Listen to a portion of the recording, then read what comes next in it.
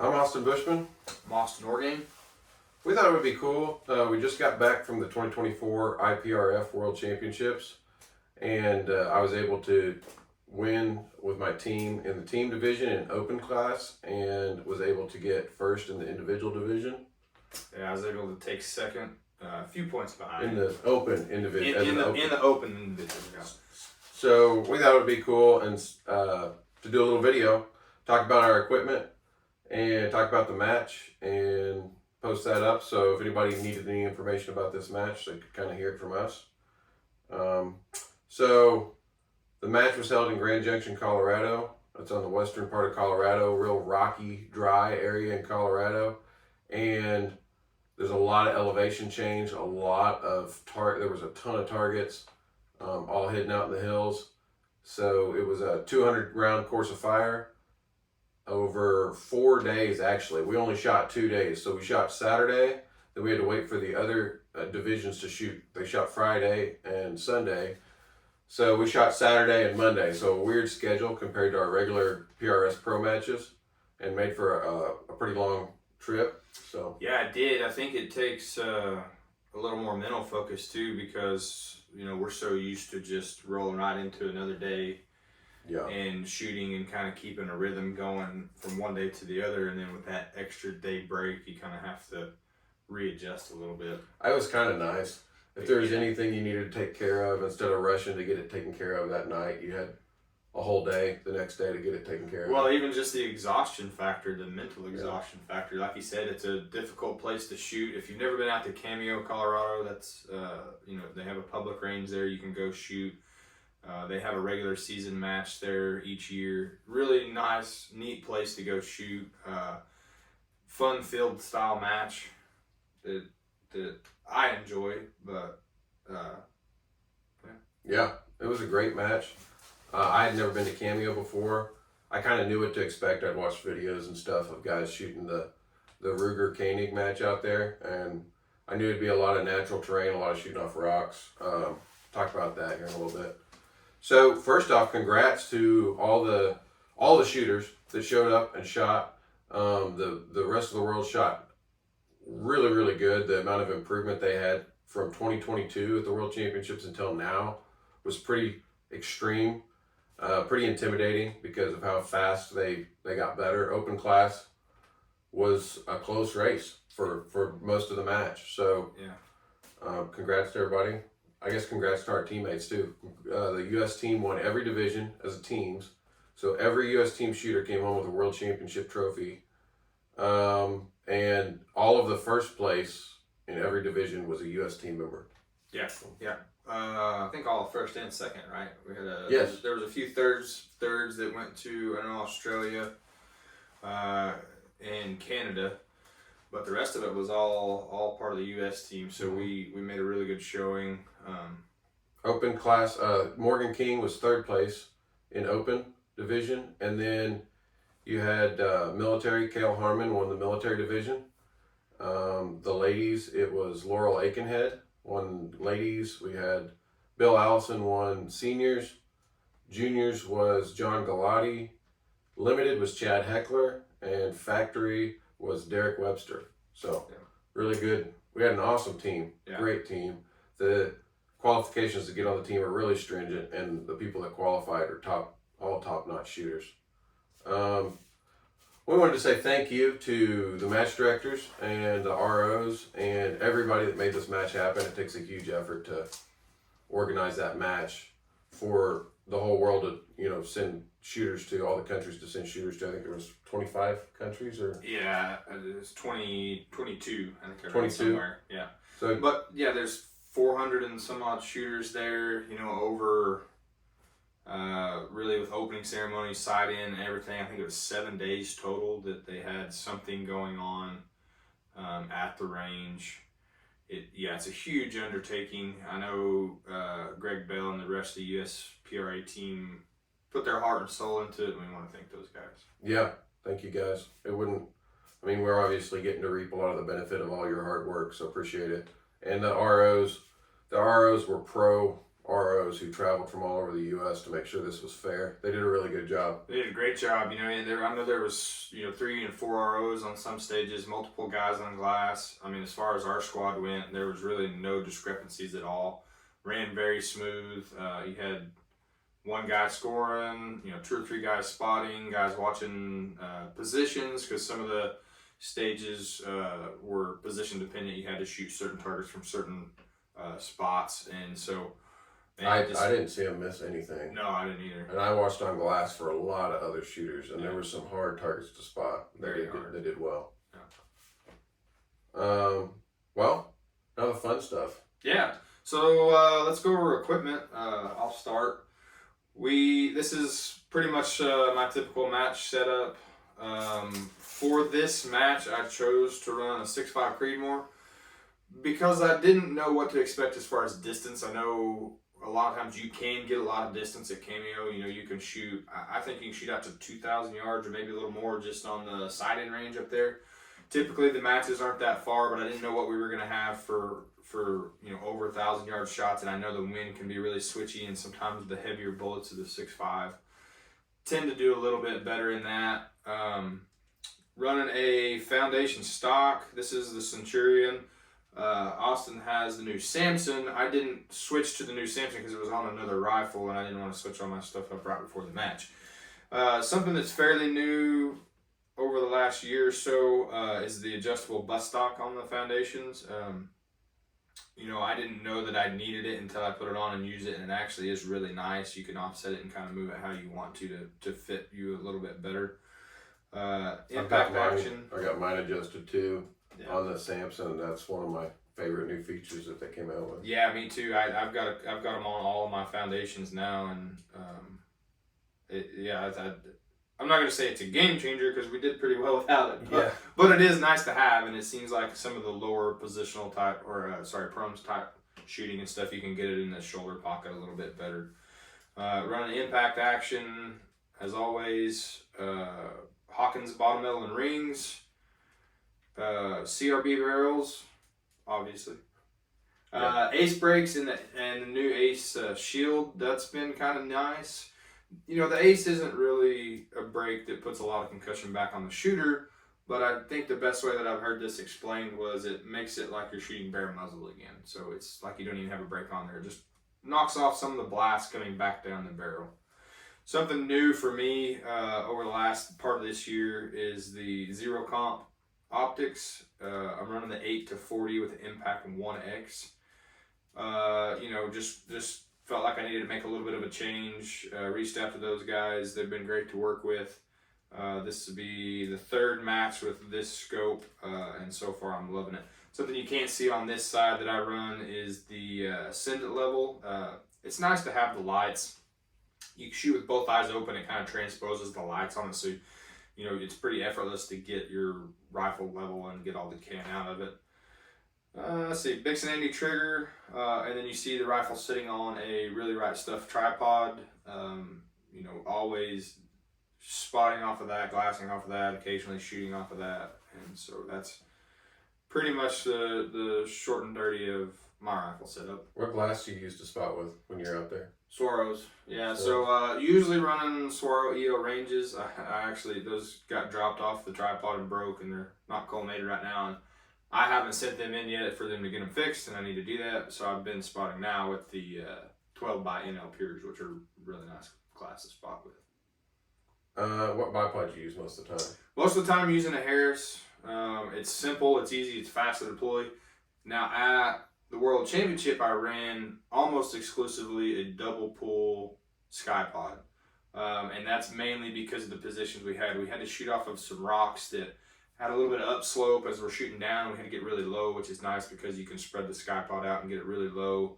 And then we had to have a few stages where we had to have a lot of height, and that's where the double pull came into play. So I actually don't think I ran the Harris on a single stage. Yeah. The whole day, I had the double pull on, running it. Now, that being said, we'll get into that, but we didn't shoot a lot off of bipod at all the whole time. So no, we didn't. I didn't go through the book, but I'll guess on how many stages we did. So my setup is pretty similar. I've got the Ace with Ace Shield on it. I think it's super pleasant to shoot, especially after shooting 100 rounds in a day. And I think it helps a lot to, I feel like I see the shots better with it on there, which it sounds crazy, but I feel like I just don't blink as much while I'm shooting or squint my eyes or flinch after the shot. The barrel is a CRB. It is a 25 cal. I chambered it in 25 GT. It's 27.5 inches long because 28 inches was hard to get in my Pelican case with the muzzle brake on it. It is chambered with an Alpha 150 thousandths free bore. Let's see. It's a 7.5 twist. So the action's impact action. It's a left bolt, right port action, which is, everybody asks me why do you have that? And I don't know. It's a long story. I used to shoot a lot of prairie dogs, and there's a reason that I liked these actions back then. And whenever I found out that Tate actually made one, I wanted one. So there's not a real advantage for PRS, I wouldn't say, to get one of these like this. I got Night Force ATAC R 7-35. It's a Mil C reticle. This is actually the same scope that I used in the last World Championships, and it's still rocking and rolling. There's Night Force rings. I've got Hawkins bottom metal. Let's see. I got a Bixen Andy Tac Sport Pro trigger. I set mine at about 18 ounces. What's yours at? Yeah, we get asked that a lot, actually, and that's good to go over. Mine's about 9 ounces, 8 to 9 ounces. I like a little bit lighter trigger.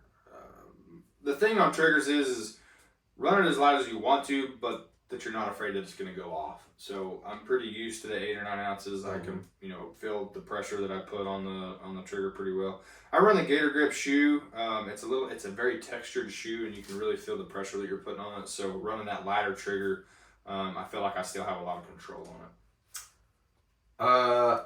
I use just a bubble level. Chris Frank, a friend of mine, sent me this level, and works great. I had to use it on almost every shot for the match. Yeah. It's really difficult up there in the mountains to naturally tell if your gun is level, and I was constantly looking at that, which is a real pain for me because I can't see that well to my right eye.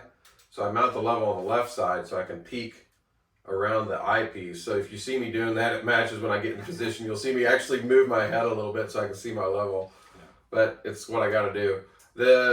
This is a Foundation Samson.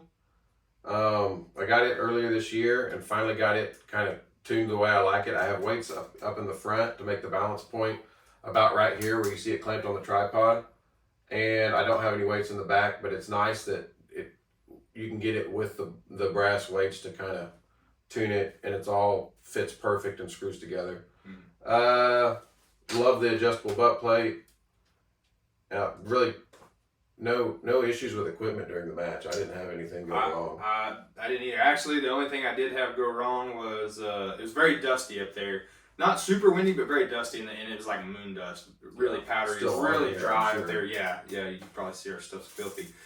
So I had a rifle cover on, and I actually took the cover off one time, didn't realize it, and I had turned my firing pin. Oh. So the firing pin had turned and dropped, and so I went to run around in it, and it was hitting on the back of the action, and I couldn't figure out what was going on. It took me a second to figure it out.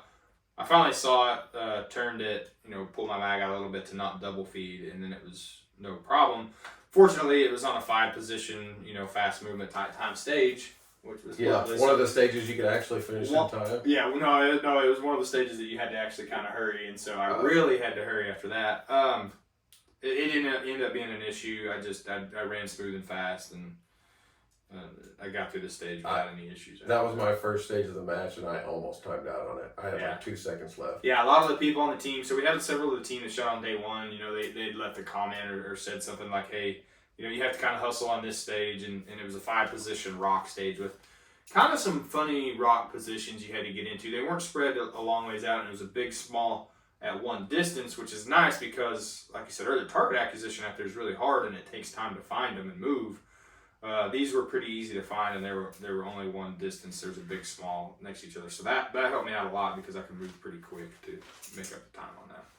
Did I leave anything out? What did I leave out? I did. So bipod. I used a Thunder Beast bipod, probably on 2 stages, and I used a SkyPod double pole on probably 4 or 5 stages. And really, on most of the ones where I end up using the SkyPod, I think I probably could have got away with the Thunder Beast extended all the way out. There was a lot of stages where you thought you were going to need a ton of bipod, and you really ended up not needing that much. Yeah, for sure. Brass bullets powder. Yeah. Go. Did you talk about yours already? I didn't. So I said 6.5 Creedmoor. I was running the 153 grain A-tips with Hodgdon H4350 and Alpha Brass. With the 153 A-tips, I'm still only running an 8 twist barrel. A lot of people are kind of trying to move to like a 7 or 7.5 or 7 3/4 twist. 6.5s. So far, I haven't seen the need for that yet. We do run them and make them, and so I think probably some of the heavier burgers are needing a little bit more twist. But that's my cartridge setup. I'm running a 25 GT. I'm using Alpha Virgin Brass. I'm using 135 Burger and Varget, and I'm getting them to about 2720. And that cartridge seems to shoot those bullets well, anywhere between 2700 and 2750. So yeah, it's been pretty easy to shoot. I'm running slow, running the 6.5 Creed. This match I was running 2640. What we found is you can kind of slow it down. You can still see it fairly well and manage it. I went to a little heavier barrel, went to an 1.250 straight, and what I found is I liked that weight a little bit further forward and a little bit bigger cartridges. So my balance point is actually a little bit forward of where it normally would be, because I wanted to move that moment of inertia forward and have that balance point forward so you don't get, your muzzle stays a lot flatter that way. So been very popular, the 1.250 straights. This is the CRB comp. Yep, that's right. I forgot to say that. This is our CRB comp, what we call the number 4 contour, and it's 1.1 inches at the muzzle, and has a 1.25 inch straight shank for 6 inches, and then a straight taper to 1.1 at about 28 inches. Yeah. So it's a heavy barrel. Probably doesn't look heavy compared to this, but it's this is a pretty heavy contour. Yeah, and it's nice. It ties into an ace brake. It almost does perfectly. And I think you can actually. So the nice thing about this contour is if you wanted to run no weights and a foundation, you could slap this barrel on and your balance point would be just about right. Yeah. With most scopes. So it's a nice contour. It's our most popular contour really for PRS. Yeah. Let's see. Is that everything on equipment? Oh, bags. What did you end up using for bags? So I ran the mini fortune cookie we've had on all those rocks. Yeah, pretty much on all those rocks. I'm probably better at it than I am. The only stages that I didn't use it were the prone stages. I like to use a big game changer with the polyfill for a rear bag because it's pretty versatile. You can get really low, you can get really high. So I use that for the roughly 3. There's a mini over there. Yeah, roughly 3 prone positions that we got to shoot. But for the most part, the entire match I shot with just Wee Bad Mini Fortune Cookie. Same feel. Almost the entire match, I used a tater tot with the canvas, waxy canvas, and heavy sand fill. So I had known that there was probably going to be a lot of rock stages, and I have a tendency to smash the front of my mag into the corner of the rock. The way I like to set the mini down, I usually use a mini fortune cookie. And the way I set it down, it ends up being a little bit thinner and smashes into a rock. And usually I can just pull the bag back to the edge of the rock and compensate for that. But it makes life easier if I don't have to think about that so much. So I took a tater tot and used that for the whole match. It's about 1 inch thicker and keeps my mag from hitting anything.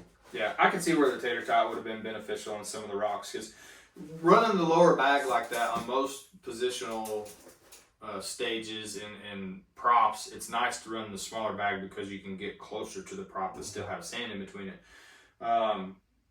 That being said, on some of the rocks, like you had to worry about mag clearance and things like that. A thicker bag would have been nicer, but with a smaller bag, you just had to be very deliberate on where you set your bag and where you set your rifle up. And so, pre-stage, I would look for those spots where I knew I could get my mini fortune cookie in and not have a clearance issue. Yeah. On the rear bag, I've been running this for years. This is a Weebad Max with Get Light fill in it. It weighs like nothing, which is nice. But then I also took a bunch of the fill out, so in the middle and at the corners, I can squish it down to nothing. And then if I get in a position where I need more bag, I can grab it in the middle, and I've got a huge amount of clearance, and I can still build a really solid bipod rear bag position off this. It's nice in terrain like that to have a bag where you can take up a lot of space if you need to, because there was a couple stages where we needed to go from a target where we needed a lot of bag and kind of pointing down to a target where we needed very little bag and pointing up, and you can just leave your bipod in the same position and switch your position of your bag. Yeah, for sure. All right, so best stage and worst stage. My best stage, I'm unsure of. I actually think that on the hardest stages of the match, I don't think I cleaned any of them. I think I got 8s or 9s, which was good scores on the hard stages in the match. Almost all the stages were about the same difficulty, I would say. It wasn't like an extreme difference in the difficulty of stages. My worst stage is very clear. I got a 5 on the little tracker. It was a little Jeep-looking vehicle. Yeah, so it's stage 7. Yeah, so it was my 16th stage of the match, and at that point I was in a pretty good lead. Yeah. So I think I had over a 10-shot lead at that point. Okay. So the stage is you had to go with a bipod or on the hood of a vehicle and shoot 3 shots near to far, and they're spread way out. It's a good pan in the mountains. So you shot from left to right near to far, and 1 shot each. And then you move to the window and shoot left to right near to far, 1 shot each. Same order. And then you had to ground your rifle on this platform, run around, get up these stairs, pick your rifle up, put it on the top of the vehicle, and shoot the same pattern. And then on the far shot, you double tapped it. Yeah. So target distances, target 1 was 520 yards, target 2 was 539 yards, and target 3 was 653 yards. I don't know why you had so much problem with that. They were pretty good sized diamonds. They were. That was such an easy stage. They were not small targets. Such an easy stage. He shot it in the morning with 0 wind. Not 0, but there wasn't quite as much wind about that. So the wind was a huge factor whenever our squad shot it, but that I think that I probably still would have had a train wreck if it was in no wind conditions, because the things that happened on that stage that cost me were not really my wind holds. I started out with a good impact and saw where it hit, and then my next shot was a good impact, and when I went to the third target, I missed off the right. So I had a pretty good game plan of what I was going to do for the next runs, and I actually went. So then I went to the window, which was the shakiest position. So what happened to me was I used a double pole sky pod, and you actually needed to aim up pretty far off the hood to get to look at these targets if you used a bipod in a rear bag. So a lot of people just used a rear bag on the edge of the vehicle on the hood and aimed up. That's probably a quicker option. Yeah, they use just a bag, single bag. So I used a sky pod, and the thing was shaky and the hood kind of flexed. So I put one leg of my sky pod up in the windshield wipers, and then I was going to have to flip the legs up to get it in the window when I transitioned. Well, I'm not that good with a sky pod, and when I pulled it out of the windshield wipers, it got stuck in the windshield wiper and extended one leg, both sections of the leg all the way out. So I was trying to collapse that, and I was trying to flip the legs up. So I ended up just flipping the one leg up and fishing the other leg through the window of the vehicle. Yeah. I'm sure this looked like a circus. Yeah, I'd like to see the video of that But the first 3 shots went so smooth. I got in a position and shot them, and then it was a disaster. So I got in the window, and my other leg of the bipod was sticking way out over here, and it was fighting with the steering wheel while I was trying to pan between targets. So I actually got all 3 of those hits out of the window.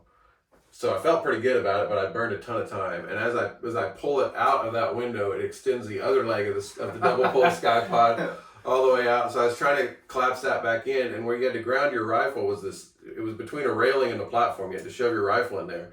And my bipod leg is sticking down twice as far, so I couldn't get my rifle in there to ground it. Anyways, I got up on top and fired 1 more shot, I think, and timed out. So wow, that is a train wreck. So while we're on that topic, that I think was probably my best stage, just judging off of the scores off of that stage. Yeah. I think there was only like 2 or 3 cleans on that stage Yeah. the entire match. Out of all 400 shooters, I think there was only a few cleans. And of course, right before, when I walk up on the stage, they're like, we've only had like 3 cleans. Orgain just cleaned it this morning. And I'm like, oh, Yeah. great. Nipping at your heels. Yeah. So for me, I shot that first thing in the morning. There wasn't a lot of wind. There was some. The issue for me was the sun angle, because shooting left-handed, the sun angle was to the left. And when you can actually watch the video. I saw it. They got me on the shooter's mindset on one of them that morning. I got down in position and the targets were shadowed. They were kind of on the southish side of the hill. I guess that's not necessarily the right direction. But anyway, they were shadowed and the sun was shining in my eye, so it was very hard to see the targets. And if you'll notice in the video, I take my hat and turn it to try to block some sun out of my eye. Shot my first 3 positions fairly smooth off the hood, no issues there. But the problem was I had no idea where I was hitting the targets. I just was able to find the post and the target and shoot him and hit him, but I have no idea where. I'm like, well, okay, they're hidden, so I got to keep going.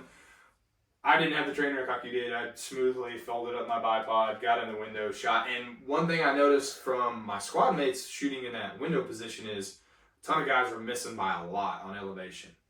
Yeah. And I think it was because it was a very wobbly position. It was really hard to get in there and not have, several target widths of wobble. So I knew I was going to have to take a little bit of shoulder off of it and a little bit of pressure off of it to get it to settle down, which I also knew that I wasn't able to see where I was hitting anyway, so I was better to break a good shot than it was to be really wobbly and try to time a shot. So I really didn't have any issues with the window at all. I got in position, took my 3 shots in a fairly smooth manner, hit them all, got out, folded my bipod back down, set grounded my rifle, got all the shots off, not with a ton of time. I think I only had 3 or 4 seconds left, but I had my timer going, so I knew. It was one of those stages where your last position was your best position. Yeah. But you had to shoot in. No, you didn't have to shoot in that order. Everybody didn't want to do it because it took so much time to get up on top. Because if you shot that roof position first, you had to ground your rifle, run around the platform, get up, set your rifle up there, shoot, and then re-ground your rifle, come back around because they made you start next to a stake that was. And if you finished there, you got to shoot an extra shot because there was 4 positions. There 4 shots from your last position. So, which I never got to actually do. Would have been nice. Yeah, to shoot those last shots. It was super easy. I don't know if you had so much trouble with. I was a little rattled after that because I shot so good the whole match, and then I had 4 stages left. And I still had a lead, but I thought that the wind had gotten me on several of those shots, and the wind was really gusting up at that time. And I thought, man, if I don't pull it together, if that becomes a pattern, then they're going to catch me fast. Yeah. Well, lucky for you, the wind was still blowing down low too, and it was very tricky down low when the wind picked up because you're shooting down kind of up into some draws. Some of them were sheltered, some weren't. It was really hard to tell what ones were. And it wasn't the same for everybody. One guy might shoot and have to hold very little wind, and the next guy might have to hold 6 or 7 tenths. So that's how it was up on top. Yeah. So the reason we're saying down low and up on top, they took 5 squads in the morning and put them on a different range. And the squads would all shot those 5 stages. So they rotated 1 through 5. And the other 5 squads were up on a lot higher altitude, shooting at similar directions, but down different canyons. So we really didn't know if we were getting similar winds to the other guys on the other range. So you shot until lunchtime. You shot all 5 of those stages before lunchtime, and then both sets of squads swapped. Yeah. So in the morning, it was really favorable winds. Everybody was getting tons of impacts. I was pretty worried about it whenever we made the swap. I know there was 4 or 5 guys that only dropped 1 point down at the bottom. And then at that point the wind was really starting to pick up, and I thought, they're going to have a tough time up there. Which, like I said, up top, we didn't have a ton of wind that morning. But what wind we did have was pretty switchy. I think I dropped 4 points through those 5 stages, which I think was pretty good. And the conditions were fairly favorable. I think you guys had better conditions low at the time, but I think when we made the swap, you guys probably dealt with worse conditions up top than we did. How many did you drop up top? I dropped 10 shots up top. Yeah, what a garbage can. No, 5 of them on the tracker. 5 of them on the tracker. I think I dropped 5 or 6. I can't remember, 5 or 6 down low. I think I was around 10 points for the whole day. Yeah. So not bad for the way the conditions switched around. I dropped one shot on the first 5 stages, and it was, I had accidentally, when I packed my backpack the night before, I poured all of my rounds loosely into a bag. And I had poured my practice rounds in. Oh. I brought practice rounds because I thought, well, who knows if I'm going to run out of ammo, how much I'll need to shoot. I had other 25 GT rounds loaded. I thought, I'll just throw them in. Well, somehow I got those mixed into the bag. I put them in the bottom of the bag, luckily. Yeah. And then in the top of the bag, I had all my good ammo. Well, as I worked my way through the day, I got down to those rounds. And I had a shot that on the Hesser's troop line. It was one of the only real troop lines where we got to go prone and shoot. And all of my shots were stacking, and I was seeing them. I had the perfect wind hold. Fired a shot, hit on the target, made a small correction, and the next shot went somewhere unexplainable. Yeah. And it was a different load in the brass, and the brass has been resized until the end of its life, and yeah, different velocity. But I didn't know that when I fired that shot, and I thought, oh no. So it really gets in your head. I was convinced that it didn't make any sense, and I completely ignored it. Yeah. That shot, I went to the next target and used the same wind bracket and just hit perfect again. And after the stage, I told him, that's a weird shot. I don't know what happened. I was picking up my brass, and it was obvious it was all virgin brass, and then one that was annealed and resized and all dirty. And I was like, oh my goodness.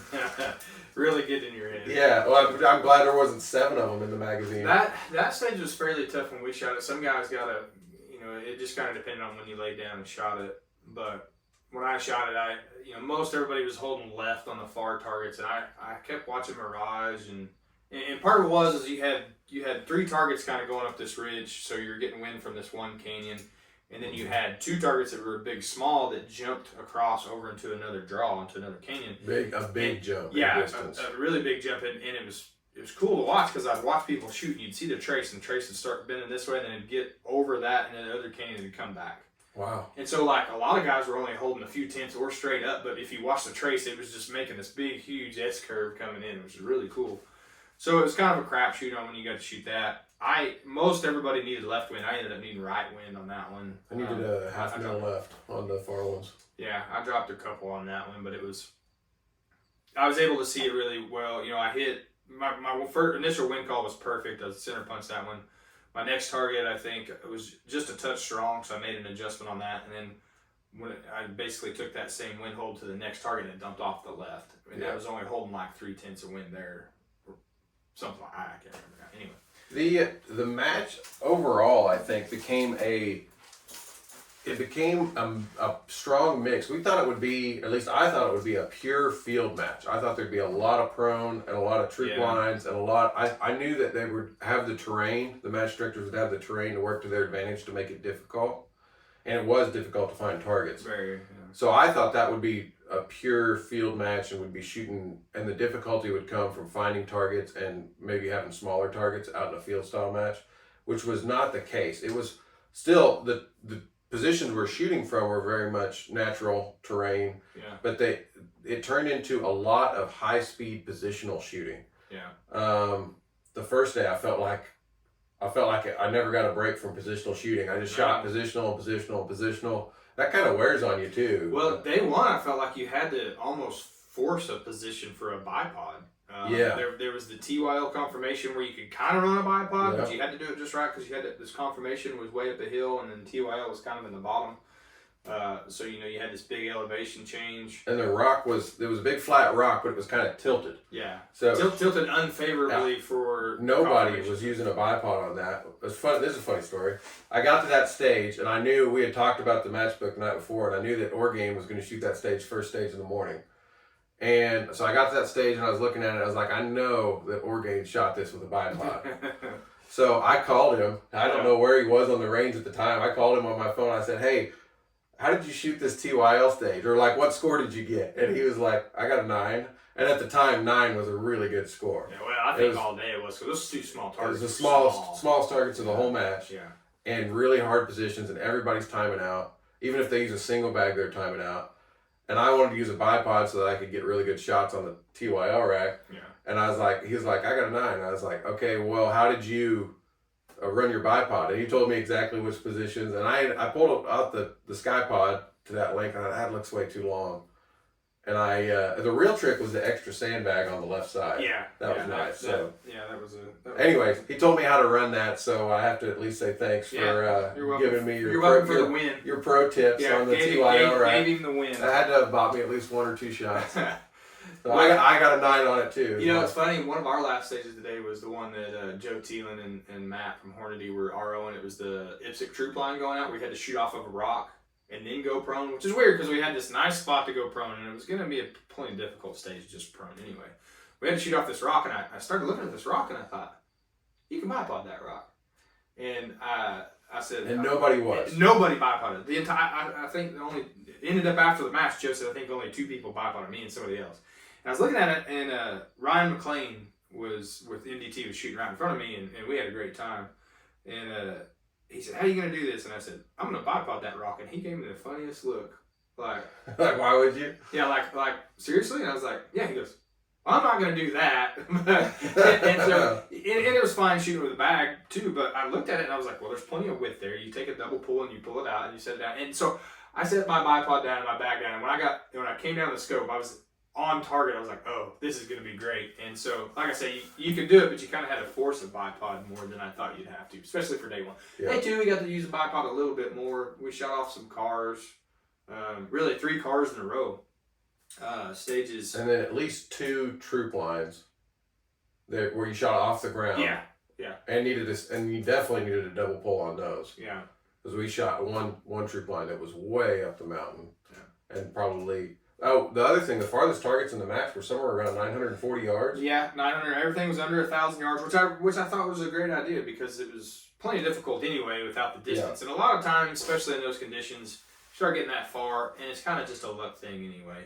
And the other thing about it was, I don't know if they took this into account, but there's a lot of other countries where they don't have the opportunity to shoot at long distance at all. So if you put it out to 1,300 yards, and in their country they can only shoot to 600 meters as their farthest distance. Yeah.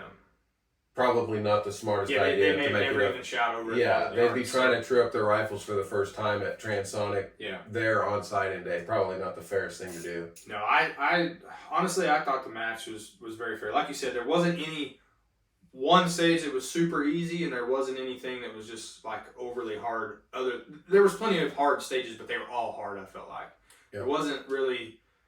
This really, really easy stage, this really hard stage. I felt like probably the easiest stage of the whole match. And you had to remember kind of the sequence was that day one off of the railing, off the post, the animals, the big animals? No, the big squares. The 7 position? Yeah.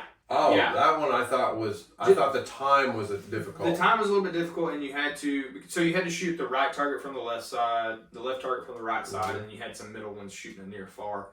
But the target sizes were a little bit bigger on that one. I thought they were probably about the biggest targets that we shot at, besides the turkey. Yeah. Besides the unmissable turkey. There was a stage where we had 2 rocks, one up high and one down low, and you had to switch back and forth.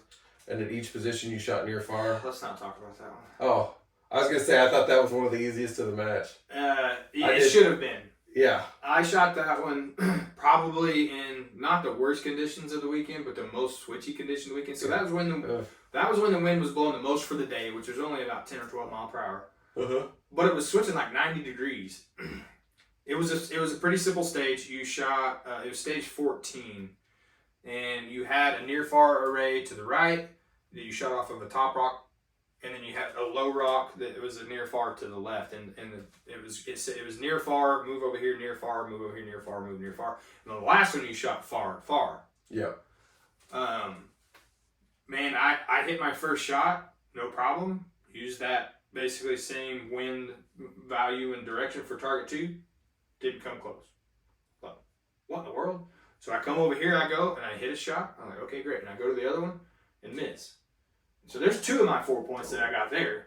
Then after that, I go back to this other one. The wind call didn't work. So I used what I saw on that one to go to the next target. I can't even remember if I hit that one or not. Maybe finally I hit. These are good-sized targets, too. Yeah, they're diamonds. Big diamonds and then 1/2 mil wide circles, I think. Yeah, they weren't super small. And finally I turned around and looked, and the wind flag that started this way is now blowing this way straight out. I'm like, okay, got that. Make a correction just based off of that, hit it, go over here, shoot again, and miss. I'm like, what in the world? I look again, and now the wind flag's going like this again. I'm like, oh no. So was that your worst or lowest score? No. By far, it was a 4. I got a 4 on that one. Yeah, so that was my worst stage. I got caught again same day on stage 19, which those targets were pretty small in a big pan. That was where you had to shoot the big small, and then over here big small, and then small. The small targets were small. Same deal. It was just a big wind switch, and I started trying to watch the flags in between shots just to get the hits that I got. I got a 6 on it, and actually felt pretty lucky to get a 6 on it. Almost timed out. I ended up getting my last shot off and getting a hit on it, but it was. It takes a lot of time to miss, and it takes a lot of time, especially when conditions are changing like that.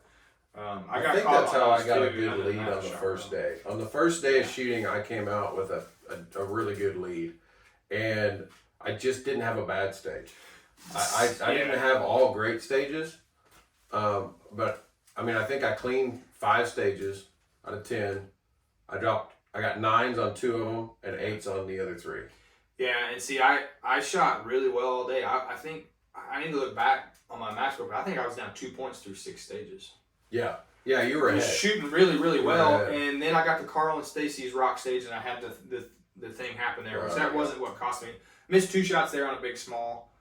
Basically missed off the right, corrected, missed off the left, went back to what I was doing, and it was fine. Yeah. You know, no big deal there. So I'm down 4 through 7, I think. And then all my last 3 stages were that rock stage that I got a 4 on. Then I went to the IPSC troop line that I cleaned. Then we went way up off that point and dropped 4 there. So I dropped the 10 on the last 3 stages. On those 2 stages, separated it, and that's where the separation for day 1 was. Yeah. I felt like I shot really well all weekend. I was seeing it well. I was breaking good shots. I was building really good positions. You get switchy wins like that, there's an element of luck involved. Yeah. I several times saw the winds be very switchy and then settle down. Or they either settled down, or at least I figured out what was going on before I shot. Yeah. And that's all you can hope for in a situation like that. Yeah. So. Yeah, and it is what it is. That's part of this game. Yep. That's how it goes sometimes. You just, it was easy to get discouraged after day 1 because there were several guys that shot well. The foreigners were doing really well. They were all tied with Morgan. Morgan was really 3 or 4 shots back from me, and then he was tied with 1 international shooter, and there was 2 international shooters 1 shot behind them, and it was a tight race. And we were like, wow, these international guys all of a sudden. Are here with us on the scoreboard. Yeah, so it's easy to get discouraged after the last stage of day 1 that I had and seeing the scores. And I'm like, man, I should be right there. Mm-hmm. Just got caught a couple times here, and it felt like I couldn't do anything about it. It's one thing if you make a mental mistake or you're not seeing something and you're costing yourself points, but when you see it and you're trying to make corrections off of it and it's just still not working, it's very frustrating. It's easy to kind of get down about it, but I knew there was a whole other day of shooting. And actually, even after the first half of day 2, where we started at the top in the 5, and I saw everybody that shot so well day 1 only dropped 1 or 2 points down to the bottom day 2. And I'm like, man, I'm not even going to have a chance to catch up here. Yeah. Nobody's dropping points. And then our first 2 stages up on the top and the swishy winds. And there was guys that had dropped probably about 15 points in the entire match.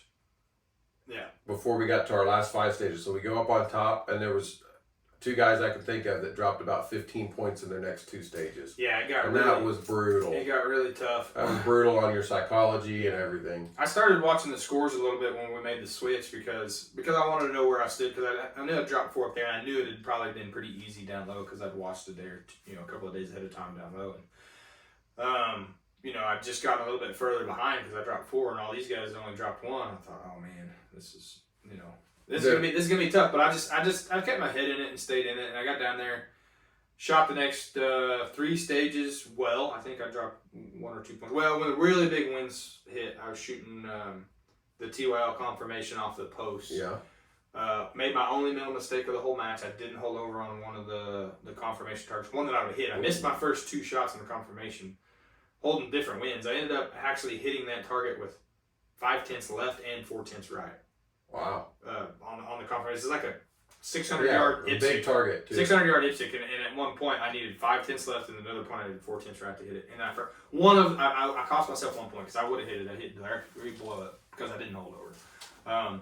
So I dropped a couple there, but then I shot pretty well for what the conditions were doing, and then finally with 2 stages left, I look at the scores. I was like, oh yeah, not that far out of this. Yeah, with 2 stages left, it was a little bit of a race. I had to luckily to finish the match, I had probably the easiest stage of the top side left to finish.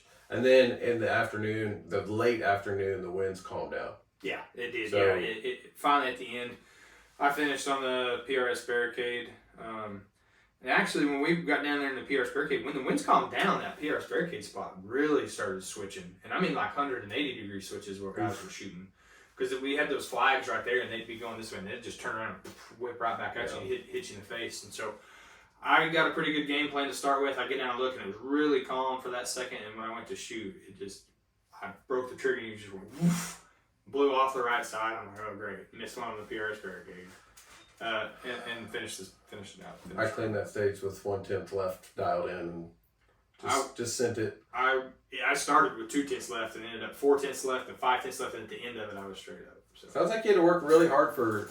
It was a grind for a lot of this match. It was a grind. It felt like, especially day 2. It was just the problem was you had enough movement is you couldn't take a lot of time to watch and try to see changing conditions. You kind of had to just go with it on the fly. So it was really hard to make those on the fly adjustments and see it. And I finally decided it's like I have to start seeing those or I'm going to bleed points all day long. And so slowed down just a little bit and started watching some of that stuff. And it was I felt like it was a just gritty grind all day long, day 2, to try to just pick up points here and there. And I think something I did well was to not get in a rush on a lot of those stages. There were some really fast-paced stages, and I refused to compromise on a bunch of them on watching where they hit and just making tiny corrections. Yeah. There was a lot that were really tempting to just send the shot and move to the next position because you knew the clock was winding down. And I did that on 1 or 2 stages, but it was only at the very, very end of the stage. And I like all the shots had been in the same place the whole time, and the targets were generous enough. And I knew it was either send those shots fast or just time out and don't send them at all. Yeah. And my theory is if there's lead in the air, you got a prayer. So if you can get them off, get them off. Every time I did that, I hit the targets actually. But that's, like I said, it's after you fired 7 shots with the same wind hold or with very little difference, and you're just like, well, better get these out of here. Yeah, I know. So, well, that's pretty much the match. Yeah. Went well for us. Yeah. Can't complain. CRB Ace went 1-2. Impact Foundations, yeah. Was good. Yeah. A lot of the Okie brands are really doing well. You don't have an Okie build, you're wrong. Just, again, thank you to everybody that's ever helped me along my path shooting, and thank you to all the sponsors and all the ROs and MDs, everybody that made this event happen. It's a great event, and we're excited to come out of it on top. Yeah, excited to see where it's going to be in 2 years, and hope that we can continue to shoot well and qualify for that one. Yeah. Now the cycle starts over. Yeah, the cycle starts over. The next qualifier is here just in a couple of weeks. For 2 years from now. Yeah, I didn't sign up for it because of that, but I'm kind of glad about it. I say that now until I shoot bad there, and then I won't be glad. Yeah. I was gonna say, are you gonna wear your jersey at all for the rest of the year, or for next year? I don't know. I may do it because it has all the sponsors and stuff on it. It's a nice looking shirt. We've got them. I'll probably wear mine. It says U.S. Precision Rifle Team on the back, which is kind of big on it. We only get to wear these for one weekend at one match every 2 years, and so we invest a lot of time and effort and money into the jerseys. And I like wearing mine during the rest of the year. I'm sure you do. People always notice. Yeah, I'm sure you do. It's nice to do it when you won 2 of them. I think everybody on the team should wear them at least a few times at pro matches. Yeah, I think so too. It's a big accomplishment, right? It was very hard to qualify, especially this time around. You know, we went to a ton of matches. We shot really well. You had to be on top of your game to qualify. There's so many good shooters now. It really is a big reward to be able to get selected on the U.S. team. Yeah. And to go shoot these events. You know, I never would have thought when I started this sport, I never would have thought that it would take me where it has. And now I've been to several different countries shooting, traveling while shooting. You know, we went to Norway to the Viking Trail match earlier this year. That's a great experience. If you get a chance to go, I would go. We got to go to France 2 years ago to shoot the World Championship. And while we were in France, we visited Germany and Switzerland. You know, just the people that we meet internationally, you know, a lot of the guys in South Africa want us to come over and go hunt, and I think that's something that we're just going to have to go do. Been to New Zealand hunting and met some shooting friends in New Zealand. I had a Kiwi in my squad that was Wilkie. He was great. We actually had a really good fun squad, and that makes shooting even better. The international guys are a ton of fun. I find that they're pretty much just like us here in the U.S. They love the guns. They're all like-minded. They love the guns. They're super intelligent. They're just like the rest of the people in PRS. They're great people. So, all right. Well, thanks for tuning in.